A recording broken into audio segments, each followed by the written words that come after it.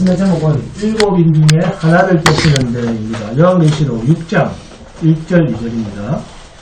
요한계시록 6장 1절 2절 일곱 인 중에 하나를 떼시는데 네. 자, 다 찾았습니까?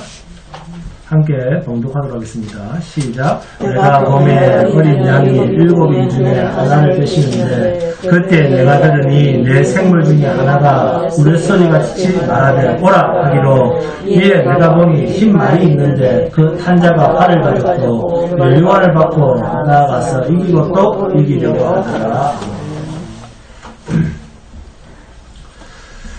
이 세상은 반드시 심판이 있다. 언제냐? 활을 쏘는 자, 그가 죽는 날이 이 세상은 심판날이다.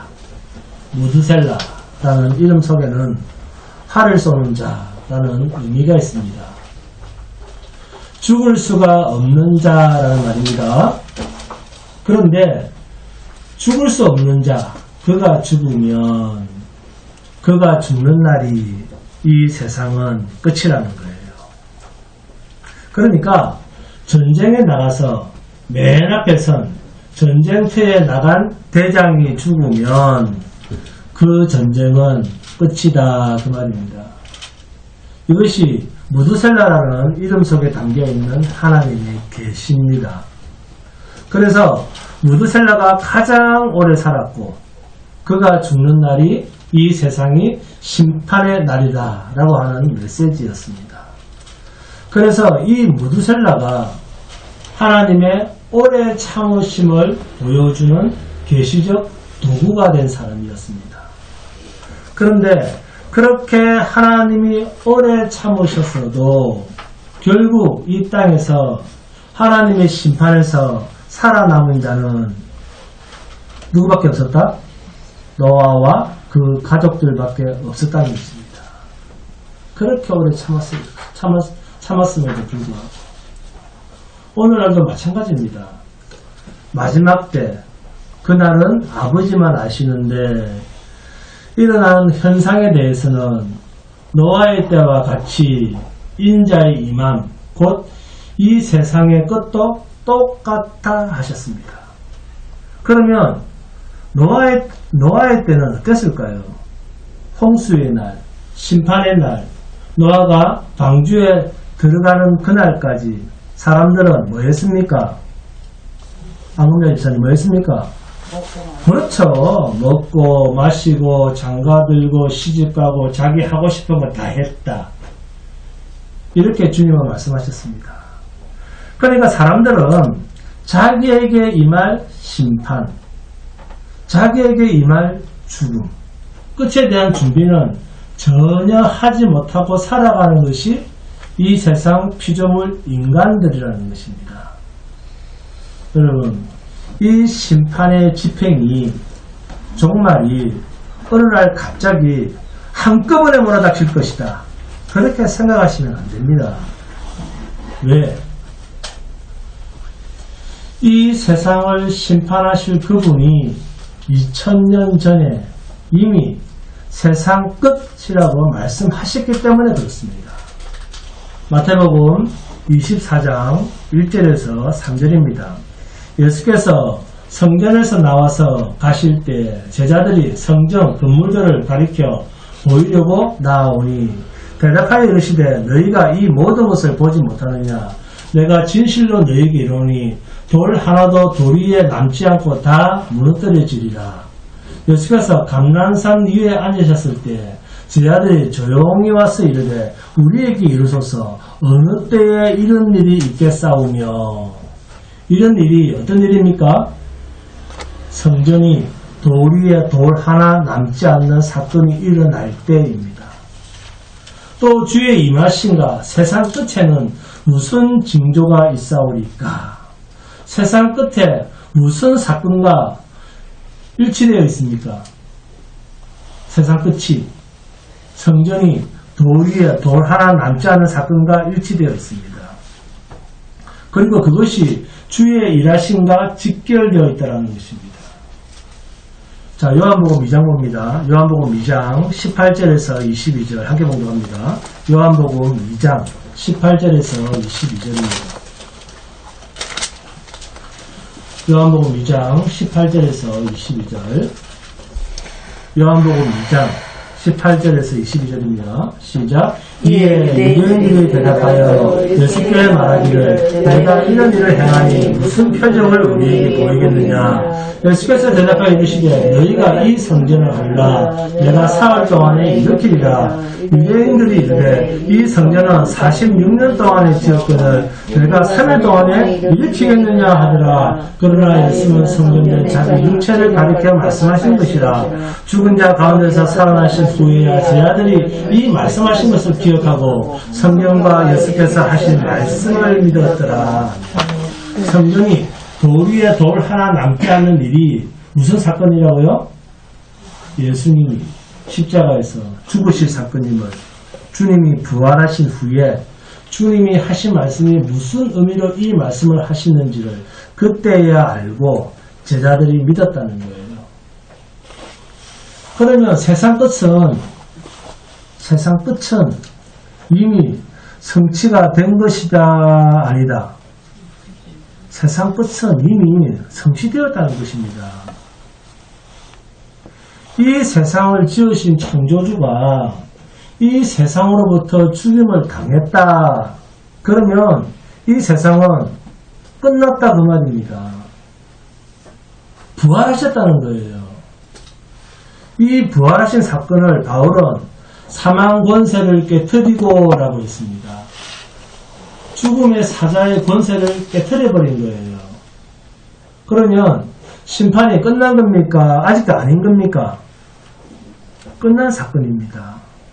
이것을 요한계시록에서 십자가 사건이 있은 후에 부활의 주님을 통해서 사도 요한이 지금 보고 있는 것입니다. 여러분, 에녹에게 하나님의 심판을 말씀하실 때 자기 아들 무두셀라가 969년을 살다가 간 그때 심판이 일어난다 그런 의미입니까? 아니면 하나님이 심판을 말씀하실 그때 에녹에게 심판이라는 말이 떨어질 그때가 심판입니까? 하나님의 말씀이 떨어질 그때입니다. 신자는 이렇게 주의 말씀으로 사는 자입니다. 믿음이란 눈에 보이는 현상을 보고 답을 하는 것이 아니라 하나님의 약속의 말씀 속에 있는 것들을 보고 그것을 실체로 여기는 것이 믿음입니다. 하나님을 말할 때 시작도 없고 끝도 없는 하나님, 이 무시무종의 하나님을 말할 때 무시무종하신 하나님이라 그렇게 말씀하시지 않습니까? 하나님이 계획하셨다라고 하는 말은 무슨 말과 같습니까? 하나님이 계획하셨다라고 하는 말은 하나님이 이미 마치셨다라고 하는 말과 똑같은 뜻입니다. 그래서 시작도 없고 끝도 없다 그 말이에요. 무시무종하신 하나님이라고 하는 말은 하나님이 계획하시면 이미 마쳤다 그 이야기입니다. 과거도 없고 하나님한테는 과거도 없고 인간은 시간 속에 사니까 과거, 현재, 미래가 있지만 하나님은 과거도 없고 미래도 없고 현재도 없는 하나님은 우리가 미래라고 말하는 그 미래도 이미 끝난 사건이다 그 말입니다. 이것을 믿음이라고 하는 선물 속에 담고 우리로 하여금 하나님과 같은 생각, 하나님과 같은 이해, 하나님과 같은 깨달음, 하나님과 같은 경험으로 우리를 초대하신 것이 믿음이라고 하는 선물입니다. 믿음이 있는 자는 이러한 하나님의 무시무종하심 속에 같이 사는 자입니다. 그러니까 노아의 홍수도 경험한 적이 없고 2000년 전에 예수님이 발가벗겨져 십자가에서 죽으신 그러한 사건도 목격한 적이 없고 그러나 이 세상은 잘 돌아가는 것처럼 보이고 우리의 타락한 눈은 또 그렇게 보입니다. 그리고 세상에서 심어주는 뭡니까? 청년이여 희망을 가져라. 꿈과 희망은 헛것임에도 불구하고 왠지 나는 할 수 있는 것 같고 또 그렇게 느껴지고, 그래서 세상에 세뇌되어 있는 그 세상 상식을 동원해서 세상은 참으로 아름다운 파라다이스구나. 우리가 잘 보존하고 잘 가다듬으면 천국이 되겠구나. 이렇게 세상을 낙원으로 보는 우리들에게 하나님은 아니야. 이 세상은 불타 없어질 거야. 그렇게 말씀하시니까 믿지를 않고 납득하기도 힘들고 이해하기도 힘드니까 자기 마음대로 사는 거예요. 그러나 여러분, 성도는 세례를 받았다라고 하는 말은, 여기 세례 안 받으신 분 있습니까? 다 받으셨죠? 세례를 받았다라고 하는 말은 나의 옛 사람은 주님과 함께 십자가에 못 박혀 죽고 옛날에 그 죄의 종에서 이제는 주의 종으로 살아가겠습니다 라는 뜻입니다. 그래서 6일간 힘써 주의 종으로서의 내 모든 일을 하고 7일째 되는 날은 몸된 주의 교회로 진리가 있는 곳에 주인의 말씀을 들으러 교회로 와야 되는 거예요. 그런데 그렇게 잘 안 하죠. 왜 그럴까요? 주님이 주인이 아니라 자기가 주인인 거예요. 주님이 오히려 자기의 종인 거예요. 그러니까 하나님이 기뻐하시는 일은 한 적도 없으면서 밤낮 주시옵소서 맡겨놨습니다. 하나님의 심판이 2000년 전에 이 세상 임금이 만왕의 왕이신 주님을 죽였습니다.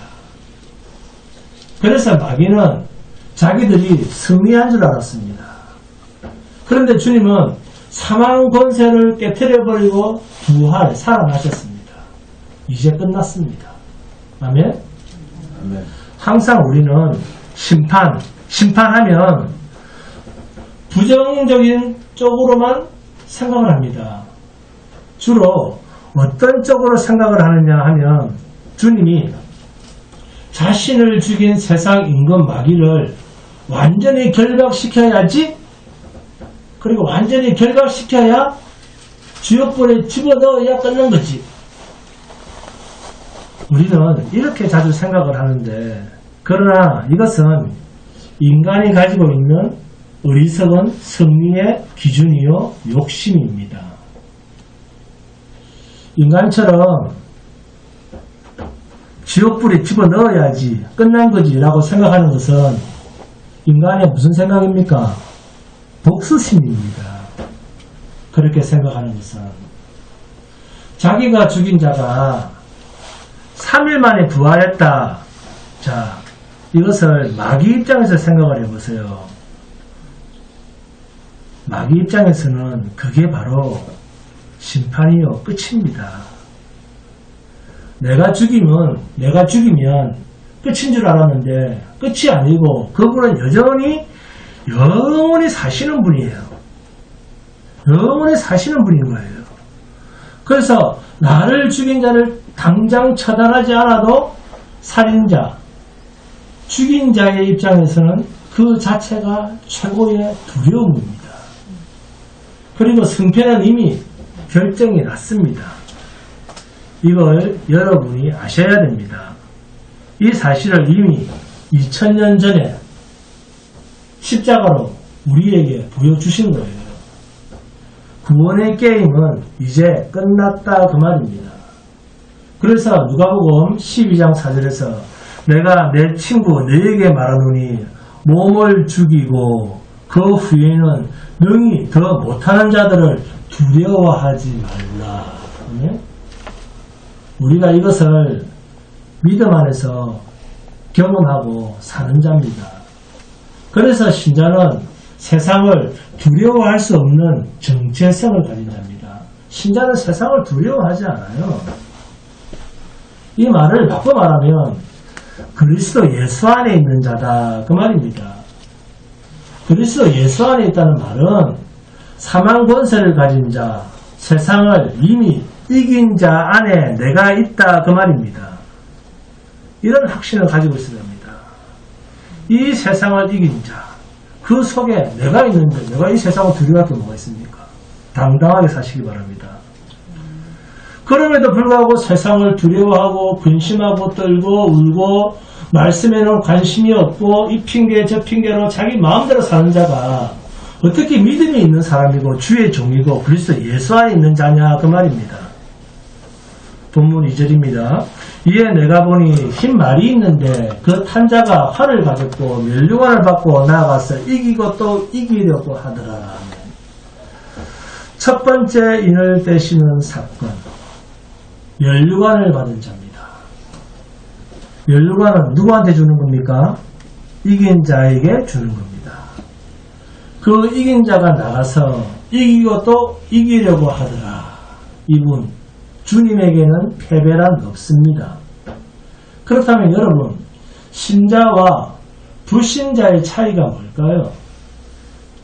하나님께서 불태워 없애버릴 이 세상, 이미 심판도 끝난 이 세상에 우리를 두신 목적이 뭘까요? 이긴 자, 주님을 믿는 열심이 우리에게 있어야 되지 않겠습니까? 신자라고 하는 이 이름에 걸맞는 삶이 우리들의 삶 속에서 나타나지길 바랍니다. 이것을 증인이라고 합니다. 예수의 증거자로 하나님께서 이 세상에 우리를 두신 것입니다. 여러분은 다 예수의 증인들입니다. 무슨 증거? 믿음 안에 있다는 것이 얼마나 대단한 행복인가를 증거해 내라는 거예요. 눈에 보이는 세상 것이 나에게 없음에도 불구하고 우리에게 영원한 생명이 있다는 것이 얼마나 세상과는 다른 차원의 것인가를 예수의 증인들을 통해서 신자의 삶에서 나타내 보이려고 세상에 우리를 두셨다는 것입니다. 신자는 믿음이 있는 자는 그 신분이 증인입니다. 내가 살고 싶어서 세상을 사는 것이 아니라 나를 살려주시고 영원한 생명까지 주신 그 하나님께서 이 세상에 우리를 두신 목적이 있습니다. 내가 좋아서 내가 원해서 사는 게 아니고, 그런데 왜 예수 믿는다는 사람이 세상이 가는 대로 같은 길로 가야 된다, 같은 길로 가야 한다라는 어리석은 답을 가지고 그리스도 예수 안에 있다는 정체성과 연결을 시키려고 합니까? 예수 안에 있는데, 나는 예수 안에 있는데 세상과 가는 방향으로 또 같이 가야 된다. 어떻게 그렇게 연결이 됩니까? 주님은 이미 세상으로부터 죽임을 당하시고 이 세상이 아닌 새하늘과 새 땅을 완성시켜서 그 처소를 가지고 우리 안에 찾아오신 분입니다. 여러분 안에 그리스도의 영이 있습니다. 그 새로운 처소에 대해서, 삶에 대해서 주의 진리의 말씀을 세상을 향해 당당하게, 왜 주님을 드러내지 못하고 살아갑니까? 성도는 예수 안에 사는 자입니다. 맞습니까? 틀립니까? 맞습니다. 그러면 중요한 것이 나는 하늘의 주소를 가지고 있는가? 땅의 주소를 가지고 있는가? 하는 것입니다. 하늘의 주소를 가지고 있는 사람이 성도입니다. 그러면 이 세상은 우리에게 뭡니까? 외국입니다. 그러면 이 땅에서의 우리의 신분이 뭡니까? 외국인입니다. 행인입니다. 나그네입니다. 여러분, 우리의 이 신분이 언제 만들어졌습니까? 네? 그렇습니다. 이 세상이 만들어지기도 전에 이미 우리의 현 주소는 확정되었습니다. 에베소서 1장 3절에서 6절입니다. 찬송하려다 하나님 곧 우리 주 예수 그리스도의 아버지께서 그리스도 안에서 하늘에 속한 모든 신령한 복을 우리에게 주시되 곧 창세전에 그리스도 안에서 우리를 택하사 우리로 사랑 안에서 그 앞에 거룩하고 흠이 없게 하시려고 그 기쁘신 뜻대로 우리를 예정하사 예수 그리스도로 말미암아 자기의 아들들이 되게 하셨으니 이는 그가 사랑하시는 자 안에서 우리에게 거저 주시는 바 그의 은혜의 영광을 찬송하게 하려는 것이라. 언제 우리를 택했다고요? 창세전에. 이렇게 창세전에 택해서 영원한 그 하나님 나라에 살게 하면 될 텐데 왜 하나님은 불타 없어질 망할 이 세상에 우리를 두신 목적이 뭐라고요? 6절에 나옵니다. 이는 그가 사랑하시는 자 안에서 우리에게 거저 주시는 바 그의 은혜의 영광을 찬송하게 하려는 것이라. 하나님의 목적은 뚜렷합니다. 세상의 그 어떤 것으로도 얻을 수 없는 영광의 기득권, 거저 주신 믿음, 구원의 은혜를 자랑하라는 것입니다. 그런데 실상은 자랑은커녕 불타 없어질 세상 것을 더 가지려고 안달이 난 그 모습으로 살아가고 있지 않습니까?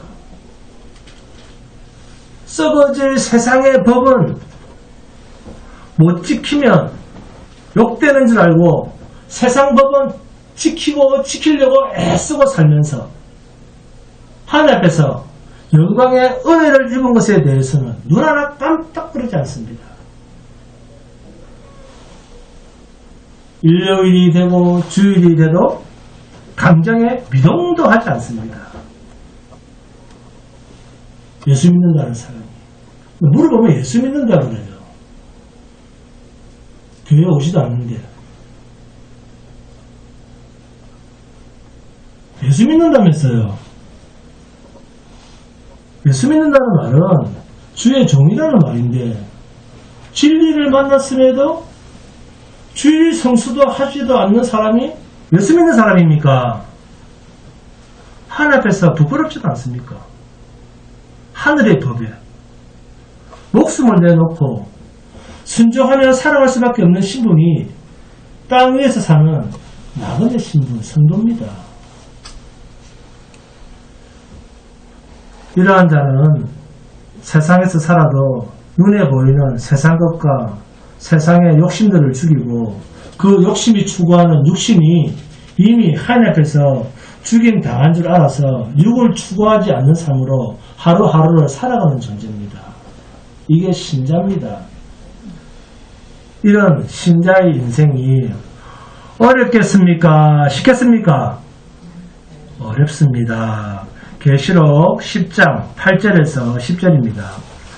하늘에서 나서 내게 들리던 음성이 또 내게 말하여 이르되 내가 가서 바다와 땅을 밟고 서 있는 천사의 손에 펴놓인 두루마리를 가지라 하기로 내가 천사에게 나아가 작은 두루마리를 달라 한즉 천사가 이르되 갖다 먹어버리라. 내 배에는 쓰나 내 입에는 꿀같이 달리라 하거늘 내가 천사의 손에서 작은 두루마리를 갖다 먹어버리니 내 입에는 꿀같이 달아 먹은 후에 내 배에서는 쓰게 되더라.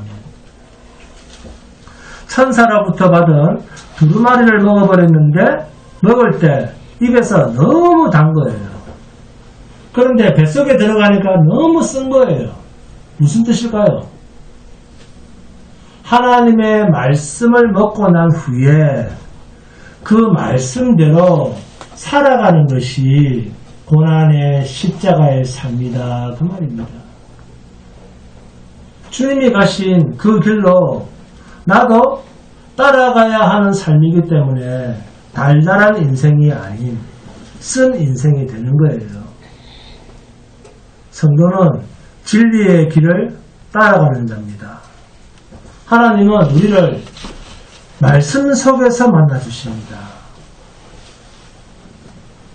하나님께서는 말씀 속에서 만나주신다는 그 구체적인 모습이 구약에서 하나님의 택한 백성들 앞에 누구를 보냅니까? 선지자들을 보냈잖아요.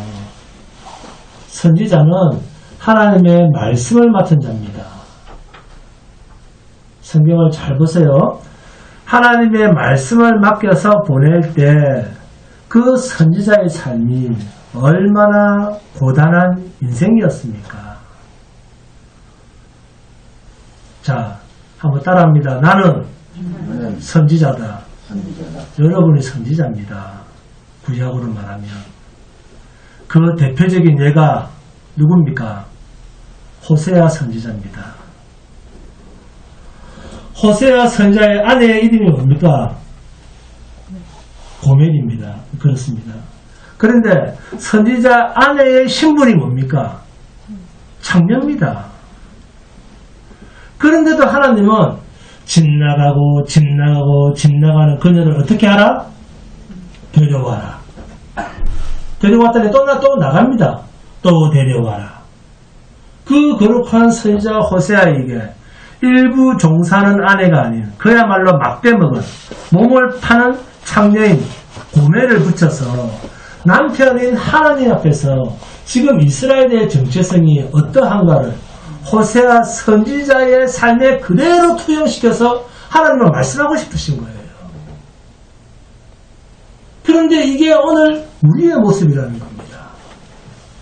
남편인 하나님이 아무리 우리를 붙들어 인도에 가도 늘 우리는 세상과 가늠하면서 자기 멋대로 사는 인생을 만들어가는데 너무나 길들여져 있는 존재임을 고발하는 것이 호세아 선지자에게 고멜을 붙여주신 이야기입니다.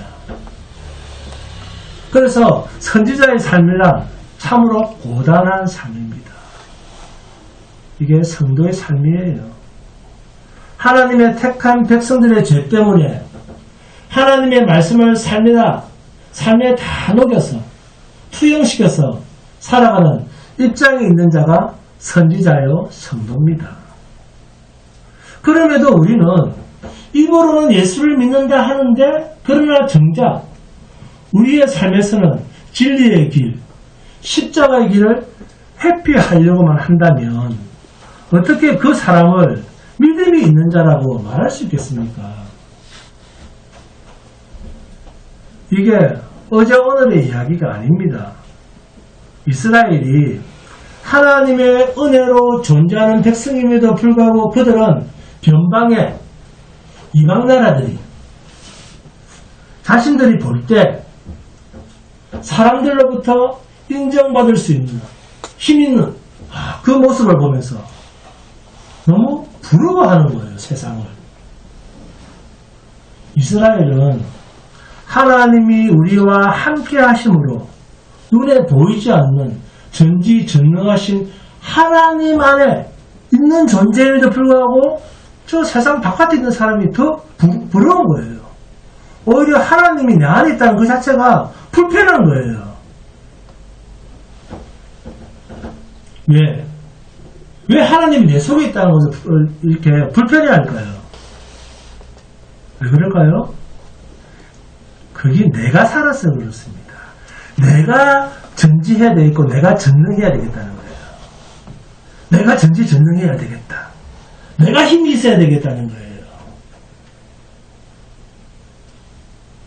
세상의 왕 밑에서 안락하게 사는 그들의 모습을 보고 자기들 보기에 좋았다는 겁니다. 그래서 눈에 보이는 왕을 달라는 거예요. 눈에 안 보이는 하나님 내 속에 있는 거 말고 눈에 보이는 왕을 달라는 거예요. 만왕의 왕이신 하나님이 자기들의 왕이신 것에 대해서 불편하다는 거예요. 왜? 눈이 안 보이니까. 눈이 안 보이니까 불안하다는 거예요. 홍해 바다를 마른 땅처럼 건너게 하셨고 구름 기둥과 불 기둥으로 그들을 인도하셨고 만나와 메추라기로 그들을 먹이셨고 입은 옷과 신이 헤어지지도 않았습니다. 완벽하게 그들을 보호하셨습니다. 그런데도 그들은 사흘이 멀다 하고 하나님을 원망했습니다.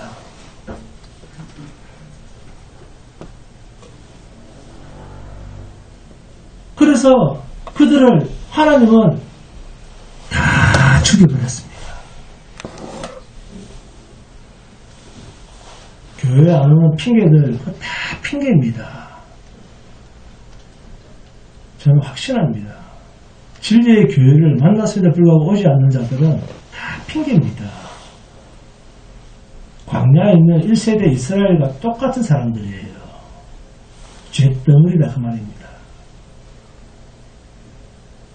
이게 40년 동안 하나님 참으시면서 기다리시면서 그러나 피해갈 수 없는 사건이었습니다. 그래서 광야에서 끄집어냄을 당한 구원받은 1세대가 애굽에서 끄집어냄을 당한 그 구원받은 1세대가 광야에서 다 죽었습니다. 이것을 예레미야를 통해서 새 언약을 주시면서 말씀하시기를 내가 남편으로서 내가 너의 보호자로서 너희와 함께하고 늘 인도에 나와도 너희는 곁길로 도망질했다. 안 되더라! 할렐루야. 그래서 마지막 때는 내 남종과 여종에게 뭐 하겠다요? 마지막 때는 내 남종과 여종에게 뭐 하겠다? 내가 영으로 너희 속에 들어가서 너희를 지키겠다. 아멘? 곁에서 손을 잡고 인도해도 너희가 곁길로 가서 죽음에 이르는 것을 내가 봤다. 이제는 안 되겠다. 그래서 새로운 언약으로 다가오신 것이 말세에 내 남종과 여종에게 내 영으로 성령으로 함께 하시는 것입니다. 지금 저와 여러분 속에 성령이 하나님의 영이 오신 것이 새 언약의 실체입니다. 그래서 이제는 육이 죽임을 당하지 아니하고도 내 속에서 새 생명의 완성을 볼 수 있는 하나님의 완전한 보호하심을 받고 살아가는 거예요. 이것을 믿음 안에서 경험하고 누리고 좀 감격할 수 있기를 부탁합니다. 우리가 새 언약 속에 살아가고 있지 않습니까? 우리 속에 새 생명이 완성된 날을 기다리며 살아가고 있지 않습니까? 그런데도 무엇이 낙심이고 무엇이 불만이고 무엇이 그렇게 불편하고 걱정입니까? 병이 들어서 걱정입니까? 가난해서 걱정입니까? 먹을 양식이 없어서 걱정입니까? 남들보다 못생긴 게 걱정입니까? 뭐가 걱정입니까? 여러분, 육이 못생겼다고 지옥 갑니까? 왜 이런 말들이 신자의 입에서 오르내립니까? 신자는 하나님의 말씀이 임하면 내 모습이 여실히 드러나짐을 경험해야 됩니다. 하나님의 진리의 빛이 비춰지면 나는 뭐라고요? 죽음입니다. 죄인 이사야 선지자는 화로다 나여 망하게 되었도다 이렇게 외쳤습니다. 진리의 말씀을 받으니까. 하나님의 말씀을 대하면 성품이 변화되고 인품이 변화되고 행동이 변화됩니까? 그래서 고상해지고 거룩해지고 인자해집니까? 그렇던가요? 하로다 나여 망하게 되었도다 라고 탄식하도록 변하는 것입니다.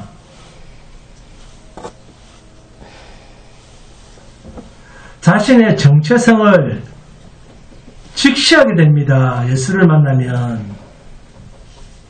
죄로 인하여 망할 존재인 자신을 보게 되는 거예요. 이게 예수 만난 사람입니다. 그래서 신자는 말씀을 받으면 내 자신과 함께 이 세상은 반드시 하나님의 심판을 받을 수밖에 없다고 고백이 나오게 되어 있는 것이 신자입니다. 세상에서 더 얻어야 되고 세상에서 더 인정받아야 되고 세상에서 남들로부터 존경받아야 되는 그러한 존재로 탈바꿈 되어야 된다고 주를 부르고 하나님을 부르는 게 아닙니다. 죄를 모르는 사람은 이 세상의 운명을 알 수가 없습니다. 그러한 자에게는 이 세상은 항상 희망에 젖어요 꿈이 성취될 땅덩어리입니다. 그래서 죄를 보지 못하는 종교인들에게는 성공하기 위해서 애쓰는 것이 당연하고 자신의 성공을 위해서 하나님을 부르고 자기 잘되기 위해서 예수를 찾는 것은 너무나 당연한 일입니다. 여러분, 죄를 가진 인간의 본성에서 가장 싫어하는 것이 죽는 것입니다. 그래서 자기의 목숨을 붙들고 싶고 이 세상에서 내 목숨이 오래 지탱되어지는 것을 최고의 복이라고 여기게 되어 있습니다. 세상으로부터의 단절은 견딜 수 없는 두려움입니다. 그러니까 죽음은, 멸망은 당연히 거부할 수밖에 없죠.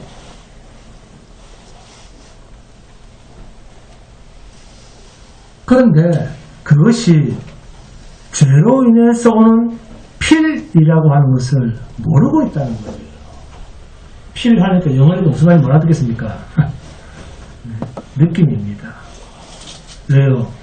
죄를 볼 수 있는 진리의 빛을 소유하지 못했기 때문에 그렇습니다.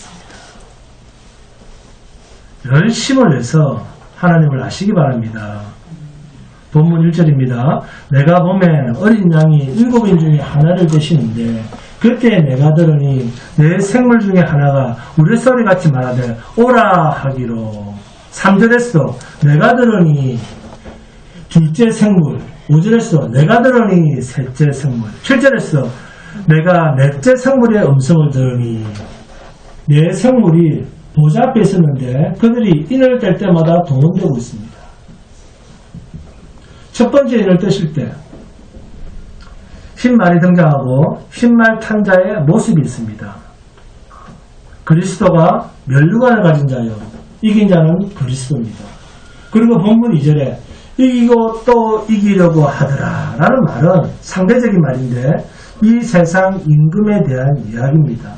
그러니까 인을 떼고 재앙을 쏟아붓는 그 모든 재앙은 어디에 쏟아낸다? 세상에 쏟아냅니다. 그러면 어린 양에 의해서 발생한 성도들이라면 어린 양과 같은 시각으로 세상을 봐야죠. 또 그렇게 볼 수밖에 없죠. 왜요? 성도란 어린 양 예수 그리스도로만 태생된 새 생명이니까 그렇습니다. 여러분, 세상은 끝날 운명을 가지고 있습니다. 영원한 불심판에 처할 그러한 운명을 가지고 있는 세상입니다. 여기에 대해서 면류관을 받은 흰 말탄자가 이런 세상에 대해서 이긴 자로 승리자로 등장을 하고 있습니다. 그러면 세상에 대해서 이긴 자가 어린 양 대신 예수 그리스도라고 하면 그래서 예수 안에 있는 자는 자 우리는 성도는 그리스도 예수 안에 있는 자는 이긴 자 속에 있는 우리는 승리자입니까? 아니면 패배자입니까? 승리자입니다. 그런데 과연 우리가 승리자의 모습으로 이긴 자의 감각으로 세상을 사는가 하는 것입니다. 세상을 승리하신 분이 내 인생의 주인이고 우리는 그분 안에 있습니다. 아멘? 그런데 여러분 대부분의 기독교인들이 예수를 찾습니다. 예수 십자가도 인정을 합니다.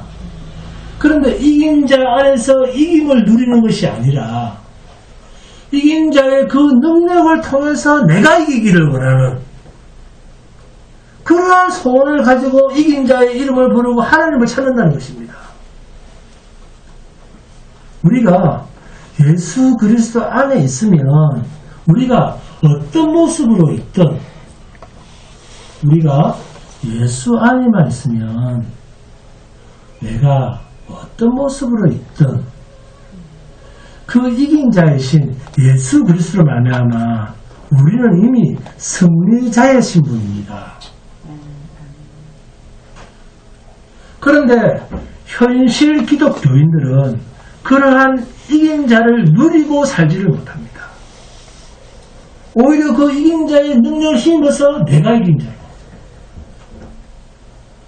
내가 승리자로 살아가는 모습을 보이는 것에 목적을 두고 예배당을 찾고 하나님을 부르고 예수를 부르고 있습니다. 예수님, 나로 돈에서 이긴 자로 살게 해주십시오. 인격에서 승리한 자로 살게 해주십시오. 건강에서 승리한 자로 살게 해주십시오. 재산에서 승리한 자가 되게 해주십시오. 이게 오늘날 기독교인들의 정체성입니다. 그리고 이것이 세상은 죄라고 하는 정체성을 가졌다라고 하는 증명서입니다. 주님은 첫 번째 인을 떼시면서 보여주시는 것이 내가 이겼는데 왜 너희가 이기려고 하느냐 하는 질타입니다. 이것이 흰 말을 타신 자가 면류관을 받고 나아가서 이기고 또 이기려고 하더라라는 말씀의 의미입니다. 아직도 세상은 하나님을 이기려고 하는 자들로 가득 차 있습니다. 이미 끝난 이야기인데. 그러면 이 세상은 어떤 세상입니까? 사람들로부터 끝난 줄 모르게 하려는 미혹의 세상이다 그 말입니다. 마귀가 이 일을 하는 거예요. 즉 그리스도들입니다. 이 세상은 남자든 여자든 어른이든 아이든 패배하고는 못 산다라고 하는 사람들로 가득 차 있습니다. 지고는 못 산다는 거예요. 남한테 지고는 못 산다라고 하는 사람들로 꽉 차 있습니다. 이 세상은. 왜요? 세상에서의 패배는 도태거든요. 죽어 없어지는 것으로 받아들여지기 때문입니다.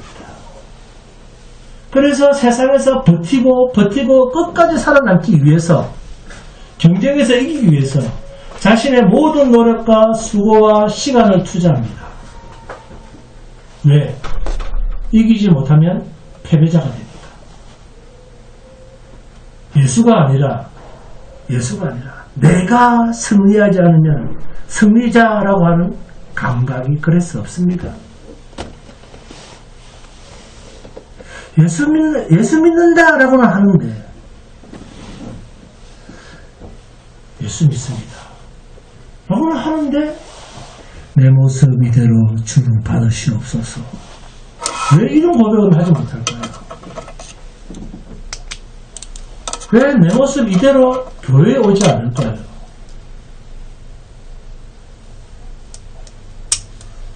교회가 자랑하는 데입니까? 왜 내 모습 이대로 모릅니까?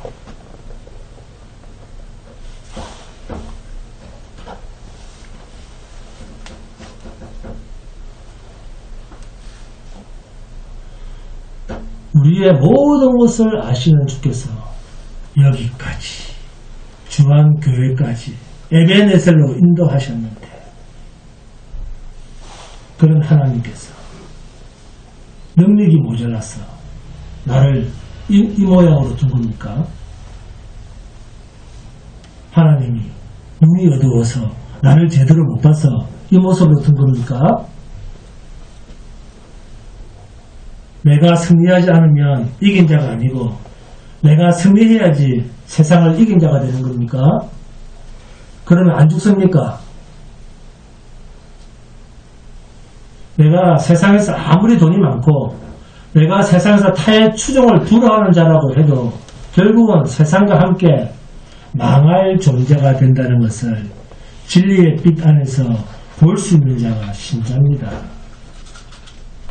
이 세상을 이긴 자 안에 있으면 이미 이긴 자입니다. 여러분, 이 세상은 분명히 불타 없어집니다. 그래도 남을 자는 그리스도 예수 안에 있는 자를 뿐입니다. 그 신분을 성도 이긴 자라고 합니다. 이미 멸류관을 받았잖아요. 우리는 이미 구원을 받았잖아요.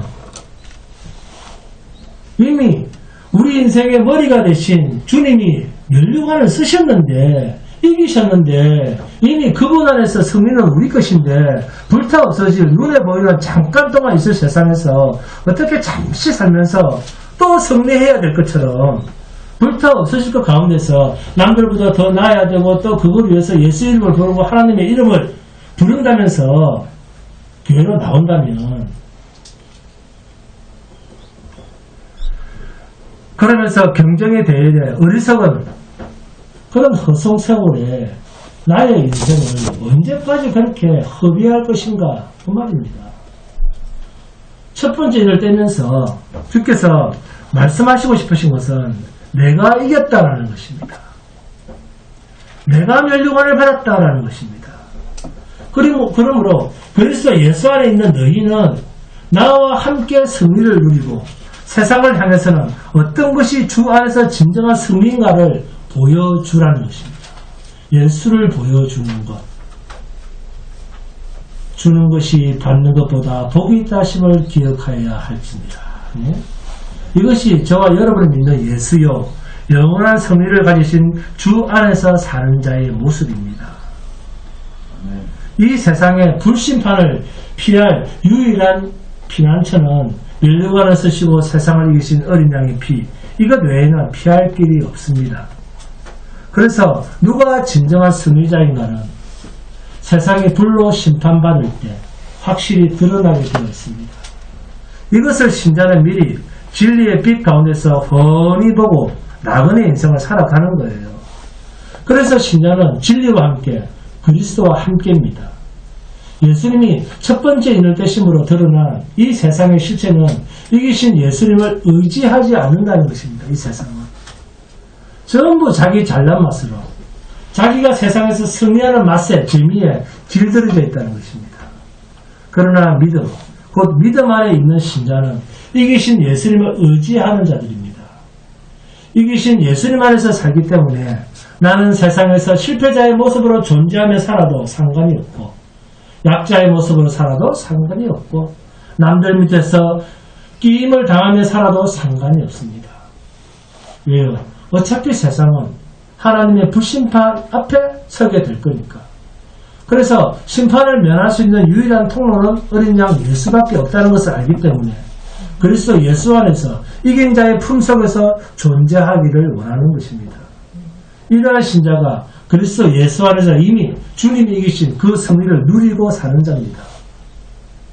교회를 들락거린다. 그래서 신자다. 신자란 그런 뜻이 아닙니다. 교회를 들락거리는 사람, 신자, 그런 뜻이 아니에요. 신자의 정체성은 너무나 반듯합니다. 세상에 보여주는 신자의 정체성은 너무나 뚜렷하다니까요. 세상과는 전혀 다르다니까요. 이 진리의 말씀으로 인해서 우리들의 눈에 세상의 죄가 제대로 보여질 수 있는 시각으로 살아갈 수 있기를 바랍니다.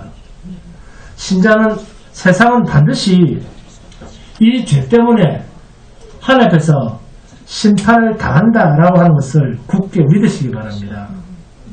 세상에서의 승리는 하나님 앞에서 궁극적 승리가 아님을 확신하시기 바랍니다.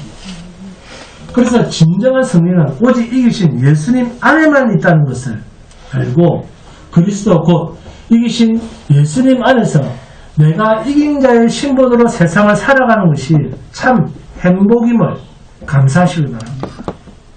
그래서 여러분, 눈에 보이는 이 세상 것 때문에 자고 우면하거나 낙심하거나 세상 것이 없다고 실패자인 것처럼 자신의 인생을 저주할 이유가 하나도 없습니다. 세상이 알지 못하는 하늘의 것, 곧 하나님께서 저와 여러분에게만 주신 믿음 안에서 그리스도 예수를 말미암아 세상을 나그네로 살아가는 지금의 이 모습, 이것이 증인이라고 하는 말로 우리에게 주어진 소명입니다. 이 세상과 이 세상에 있는 것들과 반대의 길로 살아가는 신자가 된 우리, 이것이 하늘의 이기신 자의 생명으로 살아가는 모습이구나 하는 이 정체성을 여러분 각자의 인생에서 가장 귀한 보배로 자라가며 살아갈 수 있기를 주님의 이름으로 축원드립니다.